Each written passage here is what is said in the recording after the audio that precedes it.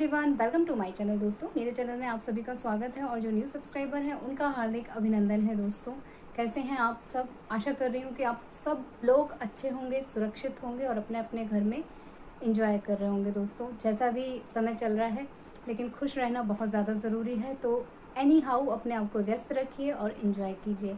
और हाँ, एक बात और कहूँगी कि मैं हमेशा ये बातें तो आप लोगों को बोलती ही हूँ, लेकिन मुझसे खुद भी कुछ लापरवाही हो जाती है। जैसे अभी इधर भी जो है ना, टेम्परेचर 39-40 के करीब आ गया है। तो इसका असर सबसे पहले हमारे घर में हमारे नन्हे से उत्कर्ष के ऊपर पड़ा कि इनकी ये जो योगा क्लासेस वगैरह होती थी वो पापा के साथ अटेंड करते थे और वो बाहर लॉन में करते थे। तो वहाँ पे बड़ी गरम गरम हवाएं चलती थी और योगा करने से क्या होता था ना, इसकी पूरी बॉडी जो है गर्म रहती थी। 45-45 मिनट की क्लास होती थी, 5-5 मिनट का ब्रेक होता था। शायद एक्सर्शन की वजह से या जो भी आप कहिए, लू लग गई, बच्चे को अचानक से ना बुखार आ गया।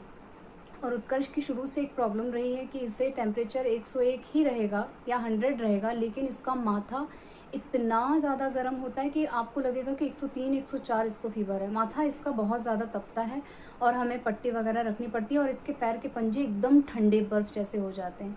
तो ये इनके साथ प्रॉब्लम है। तो यही सेम हुई। इनको जो है सुबह 5 बजे के करीब फीवर आया, क्योंकि ये जब कराह रहे थे तब मैंने चेक किया कि बच्चा क्यों कराह रहा है। देखा तो उसे फीवर था। मैंने जब टेम्परेचर लिया तो वो 100 के करीब था, मैंने 100 पॉइंट कुछ था। तो मैंने माथा चेक किया तो बहुत ज़्यादा तप रहा था।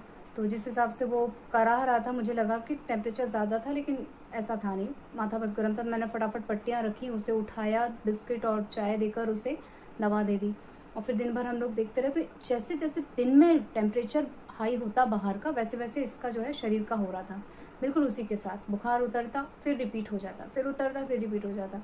लेकिन ठीक है, अभी एक ही दिन ऐसा हुआ, फिर इनका ठीक ठाक हो गया भगवान की दया से। आज इसे फीवर नहीं आया, लेकिन फिर भी हम लोगों ने एकदम बिस्तर पे इसे रखा और बिल्कुल हिलने डुलने नहीं देना है। कूदने, बच्चे ज़रा सा भी अच्छे होते हैं, कूदने लगते हैं और फिर बस फिर से फीवर रिपीट हो जाता है। तो ये सारी चीज़ें, प्लस मैंने इनके ऊपर कई नियम लगा दिए हैं कि आप सुबह 10 बजे के बाद बाहर नहीं निकलोगे, लॉन में भी नहीं जाओगे, शाम को 6-7 बजे से पहले आप बाहर नहीं जाओगे। ये नियम का पालन अब इन्हें करना ही करना है। एटलीस्ट मई जून तक तो करना ही है, क्योंकि इस समय छोटी छोटी सी भी बीमारी या छोटा छोटा सा भी फीवर रिस्की हो जा रहा है। तो एक बुरी मम्मी बन गई हूँ मैं, और मैं बच्चे को बिल्कुल कमरे में रखती हूँ। कूलर वगैरह कुछ चलाना नहीं है, हिदायतें तो वो सब, उन सब का पालन तो करना ही है। तो बच्चा है तो शैतानी तो करेगा ही। तो कुछ उपाय मैंने निकाले हैं, वो आप लोगों को दिखाती हूँ। पहले उत्कर्ष से मिलाऊँ। बेटू इधर आओ। आ गया। अभी टेम्परेचर नहीं है, एकदम बढ़िया सा है सब। आपको कैसा लग रहा है? अच्छा है। हाँ, बुखार तो है, हल्का हल्का है। कहाँ है? मम्मा को तो समझ नहीं आ रहा बुखार। आपको कहाँ? नाक थोड़ी सी बंद हो रही है। उसको सर्दी बोलते हैं। मम्मा आपको शाम को स्टीम देगी, थोड़ा सा ये टेम्परेचर बाहर का कम हो जाए ना, फिर मम्मा आपको स्टीम देगी, ठीक है? असल में इस समय स्टीम वगैरह से भी घबराहट होती है ना, इतनी गर्मी चल रही है। काढ़ा वाढ़ा पिया तो काढ़े से हम दोनों मम्मा बेटू को एक एक छोटू से फोड़ू निकल आए थे। गर्मी, शरीर की गर्मी अलग निकल रही है। खैर, ओवरऑल मैं दिखाती हूँ मैंने उत्कर्ष को जो है क्या निकाल के दिया है, इनके पापा चाचा ने क्या निकाल के दिया है, जिससे उत्कर्ष का मन लग गया। एक बिस्तर पे बच्चा पूरे टाइम रहा और इसने बिल्कुल बोर भी नहीं हुआ है। और इसके लिए ये हिदायत हम लोगों ने रखी थी कि ना ये मोबाइल देखेंगे, ना ये टीवी देखेंगे, आंखों पे बिल्कुल जोर नहीं पड़ना चाहिए। और इस बच्चे ने वो सारी बातें मानी। मैं दिखाती हूँ आपको।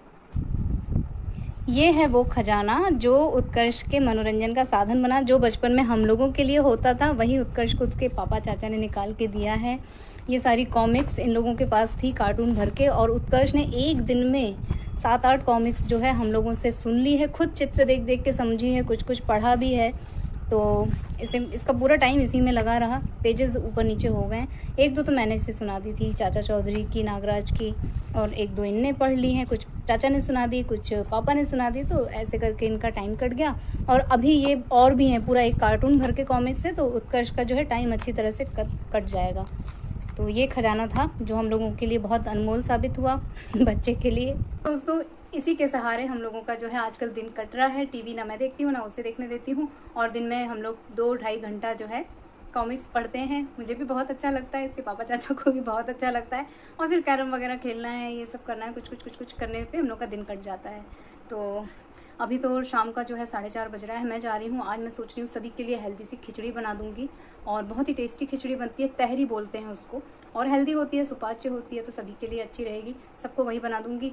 और जो लोग दही की छुकी खाना चाहेंगे उन लोगों के लिए दही के साथ छोक दूँगी। वैसे दही भी इस समय रिस्की ही है, लेकिन फिर भी भाई चाचा वगैरह बाहर घूमते हैं धूप में, तो उनको दही वगैरह दिया जा सकता है, लेकिन छौंक कर गर्म करके, कच्चा दही नहीं दूंगी।